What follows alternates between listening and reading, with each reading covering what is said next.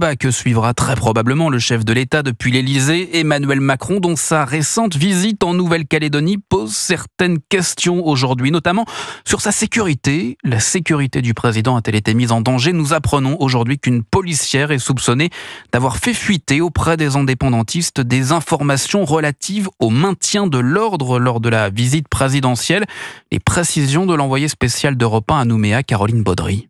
C'est en épluchant le téléphone portable d'un émeutier interpellé que les enquêteurs tombent sur cette conversation de couple. Lui, militant actif de la CCAT, poursuivi pour entrave à la circulation, participation à un attroupement en possession d'une arme et pillage d'un supermarché. Elle, fraîchement affectée comme adjointe à la PAF, la police aux frontières, service de l'État français.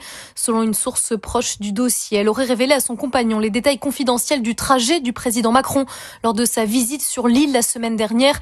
La localisation et lieu d'hébergement des renforts de police arrivés par centaines de l'Hexagone, les numéros d'immatriculation et modèles de leurs véhicules.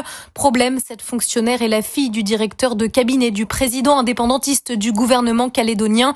Critiqué pour son impuissance et son mutisme face aux violences des plus radicaux, le couple sera jugé le 14 juin. En attendant, lui a été placé en détention provisoire, elle sous contrôle judiciaire. Cette policière risque 1 an de prison ferme. Et c'est une information Europe 1. 16 blindés Centaure de la gendarmerie vont être envoyés en Nouvelle-Calédonie. 6 arriveront dès la semaine prochaine.